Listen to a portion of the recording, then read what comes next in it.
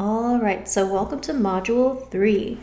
So now we're going to get into the nitty-gritty of Eastern medicine key concepts in fertility. So now that we have an introduction and kind of how to think in the Eastern medicine brain and how it kind of differs from the Western model, more in tune with nature, we're going to start applying some concepts. So Module 3 is going to be broken down into 5 lessons. And when a patient comes in to see an acupuncturist or Eastern master herbalist, anyone who diagnoses or treats in this realm, these are the 5 things that for fertility specifically, we optimize, we look at, we ensure are functioning at the most optimal level, specifically for fertility. Qi, Jing, blood, yin and yang, and shen. We're going to go through a brief definition of each before we break them down. So lesson 1 will be qi. Qi is defined as life force energy that drives all bodily functions, including reproductive health. In yogic tradition, it is referred to as prana. Jing is reproductive essence, DNA, longevity. This is stored in the kidneys and adrenals. Blood provides nourishment to the uterus and developing embryo. Healthy blood is crucial for conception and pregnancy. The spirit and consciousness is also circulating in the blood. Yin and yang, so these two are together in one because they're interdependent, which we'll learn about later. The balance of restoration, restorative, and expressive energy. Shen is the anchored spirit. So lesson 1 is qi, the inner electricity and life force energy. Qi, life force energy. Qi is the vital life force or energy that animates all living things. In Chinese medicine, qi is the fundamental energy required for growth, transformation, movement, and reproduction. Qi, life force energy, powers all bodily function, including the reproductive system. Healthy and adequate qi ensures proper ovulation, sperm production, hormonal balance, implantation, lining quality. The 2 issues in qi are deficient qi, so qi deficiency, or stagnated qi. And these can lead to poor blood circulation issues, lining quality issues, irregular cycles, anovulation, poor egg and sperm quality, and difficulty sustaining a pregnancy. So qi itself is not kind of something you can see or test for. It's not a tangible physical thing. Qi is, the best way to describe it, the inner electricity that moves our body, animates our body. So the thing in the Western world, we call it ATP, mitochondrial energy. Every cell, every living cellular particle in our body has a tiny little battery pack that causes the spark of life that allows all the processes in our body, like digestion or heartbeat, or our like thinking in our brain through like our neurons firing these little electrical impulses that basically keep us human and alive. It's just this life force energy. When it's really low and we're not replenishing it or just being siphoned away, that leads to a deficiency of qi and everything kind of suffers from it. If it's stagnated, as in just collected in one area due to tension or like a closeness or disease, it can become pathogenic and cause disease and affect our blood flow and the whatever organ it's kind of stuck around or in, or muscles. A good way to think about qi, like Tai Chi masters, Qigong masters, martial artists are very cultivating of this. So they do Tai Chi and go into nature. They try to bring in energy into their body so they have more power to kind of transfer and punch into an opponent. And that is like said to be the basis of martial arts. Some people cultivate qi and energy to heal. So instead of transferring it into an opponent for power, they put it into certain organs, meridians, cultivate it in the body so everything is stronger and there's more potential for healing. A good way to feel chi, or like kind of even understand what it is like closing your eyes and thinking about your hands. So like really like sitting, think about your hands, your arms, think about moving them. Like you're about to move your hands and your arms, but you don't.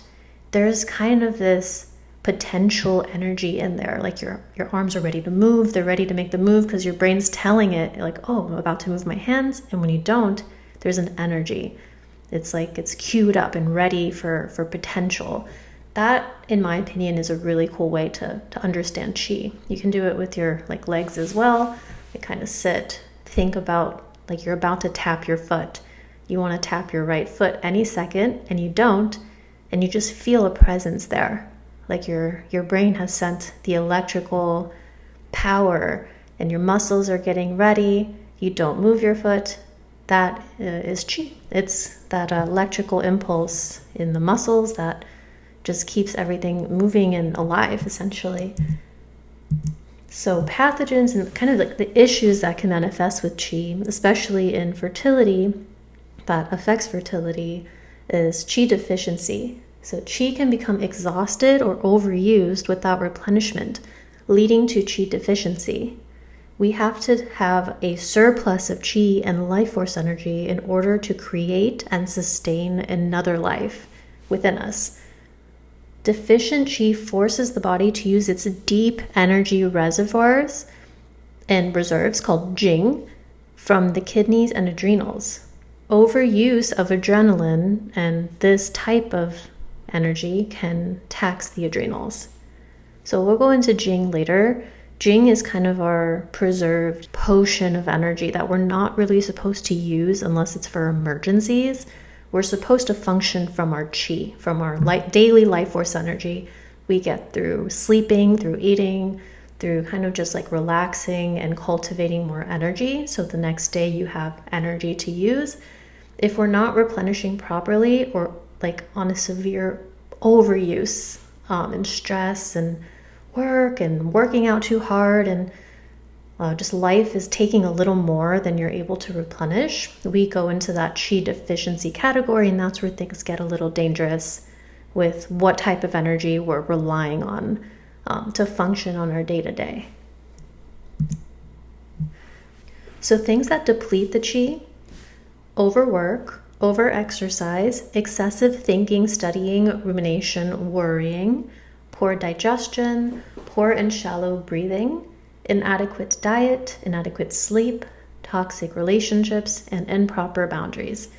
What's interesting about this list is that, yeah, a lot of it is external, like external things that come in and kind of have to take our energy, but most of these are internally driven. So poor and shallow breathing, like some of us only take about 40% of a breath. We don't really take a moment to feel our belly get big and take like a nice, proper, big belly breath throughout the day, because we're just kind of functioning and getting through and not really present. Inadequate diet, that go, eat on the go, wake up, go to work, kind of skip lunch if you have to, not really putting yourself first.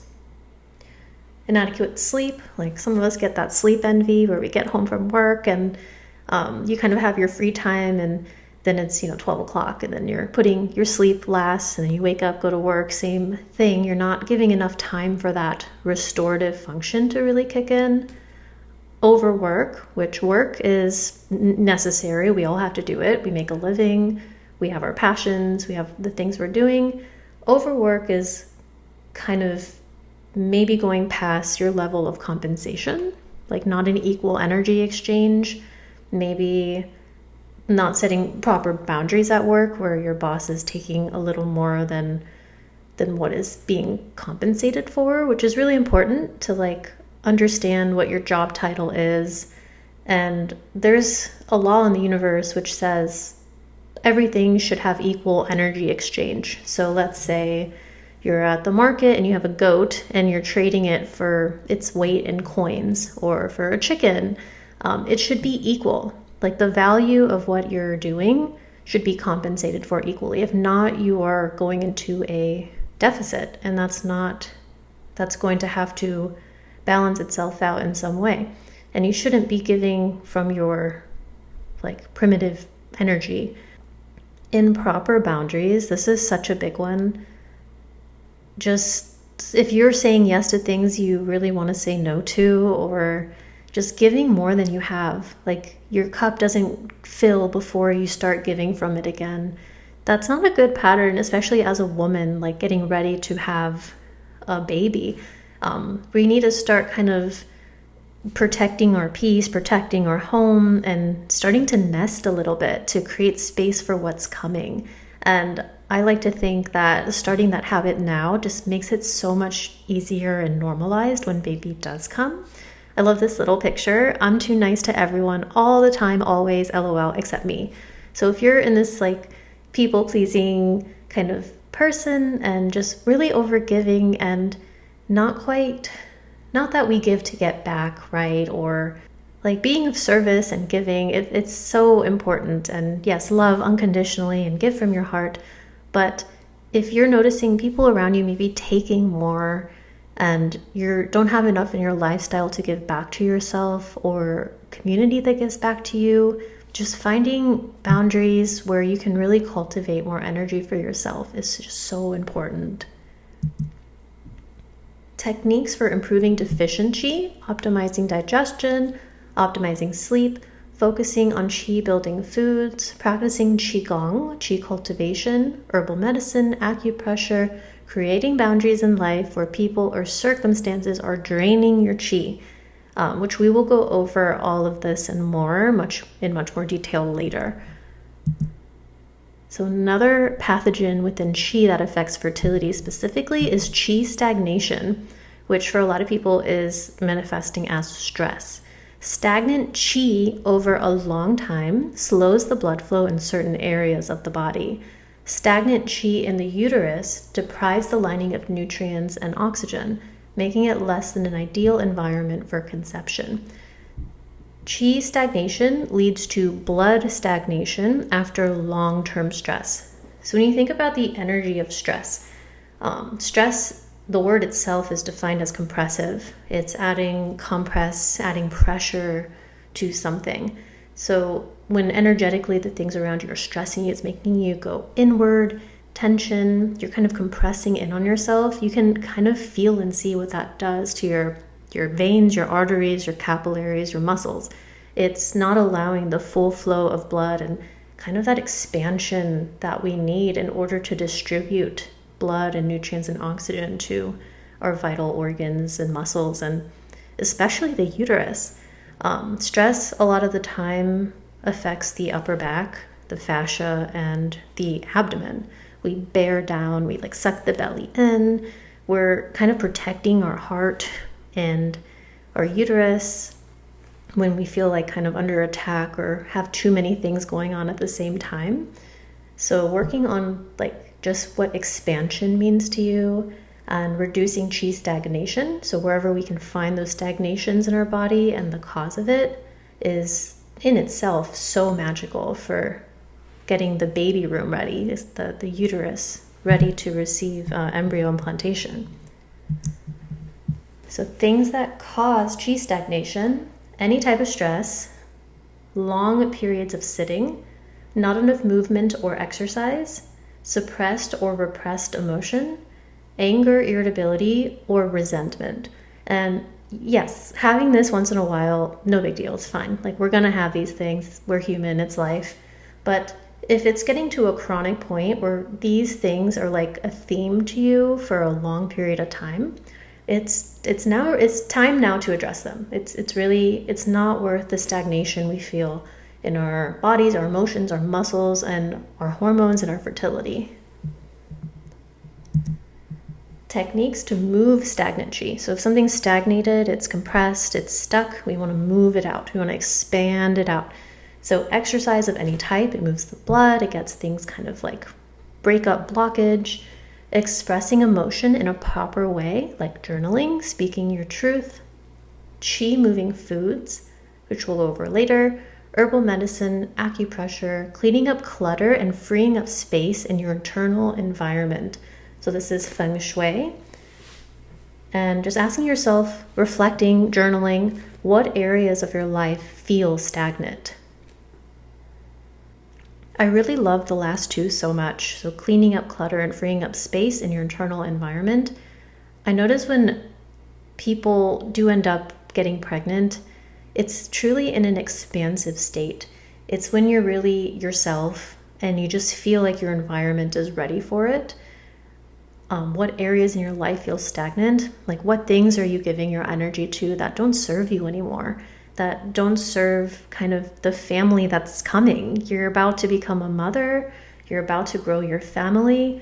You're about to have a new life into your space. So it's kind of, I love to advise patients to start acting like it. Start protecting your peace, like I said, and start acting like it's already here. So how emotions affect qi. So in Chinese medicine, every emotion is associated to an organ, and the type of emotion you feel changes the energy and the direction of the qi in your body. So joy, happiness, excitement, and pleasure are associated with the heart organ. And when you're experiencing joy, happiness, excitement, and pleasure, the qi slows down, relaxes. So when you feel kind of at ease and pleasure and happiness, you're doing something you really love, you can tune into the body and really feel like how relaxed it is, how expanded you feel. Anger and irritation. So even those words, anger, irritation, you can start like bringing it into the body and thinking about the last time you felt that way. You feel the qi rising up to the head. And this goes to the liver organ, liver meridian. These are organ associations and the meridians that it affects. So when you're angry, you're irritated, you can think of like a really stressed out guy and his head is red and his eyes are bulging and it's like a veins on his forehead. You can see the qi is rising, his blood pressure is rising up.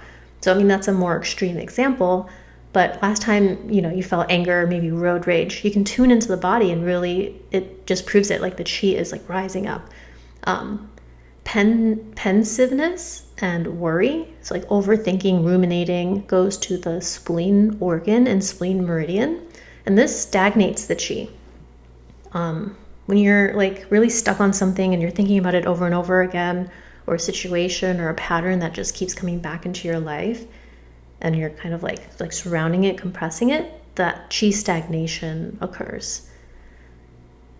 The anxiety, sorrow, and grief affects the lungs, so obstructs the qi. Like a coughing, you can think of the lungs like when you get congestion in them, can't really take a deep breath. Like grief and sorrow kind of cause another form of compression. So fear, extreme anxiety affects the kidneys and causes qi to descend. So you can think of like maybe children who get very scared at night and wet the bed, or if you're standing on the edge of a cliff and you kind of feel like your legs going a little numb and like the qi's descending downward. Shock, sudden intense fear, and fright. So this one's a bit of a hybrid. Like last time you get like jump scared, or someone turns the corner, you didn't know they were coming and they really scare you, where you go like, you kind of yelp a little bit, or haunted house, scary movie. It affects the heart and the kidneys, and this scatters the qi and deranges the qi. So the hands and the feet may feel kind of tingly and numb after you get scared or shock. The deranged qi is like you yell, you subconsciously kind of like yell or, go into a fright. So the last one is very similar to the other explanation of lungs, but maybe a more like chronic and severe version. So grief, affliction, or sadness. So maybe after a loss or a loss of a loved one or a family member, this disperses and consumes the qi. So this is more of like a deeper depressive state. And we're all really aiming to focus on the heart and the happiness and slow down and relax the qi so it can function properly and spread evenly through the body. Holding on to these different emotions long term will cause pathogenic qi, so causing the qi to go in directions where it shouldn't go, and it disrupts the flow between the organs and the meridian systems. So really thinking about life and figuring out what is depleting your qi and what things are you doing to replenish it. And the goal is to have more replenishment than depletion. We're always going to have depletion. I mean, we have to get up and work, and hopefully it's something you really love to do or you found a balance in where you're not giving more than you're getting, like compensation wise or emotionally or physically. But if your depletion ratio, like your depletion list is higher than your replenishment list, really important to maybe journal or find activities that give you replenishment, like going outside for a walk or grounding or taking an Epsom salt bath or reading your favorite book, going on a date night. Just really prioritizing these things as medicinal because they truly are. If we don't fill up our cup before we start giving again, the body is not going to feel safe and ready enough to have enough chi and energy to support the upcoming baby. So start really owning like your cultivation, your self-cultivation, your energy reserves in your home, in your life, in your work, and you'll have a lot more to work with and healing potential. And that is it for Qi. So we're going to move on to Jing next.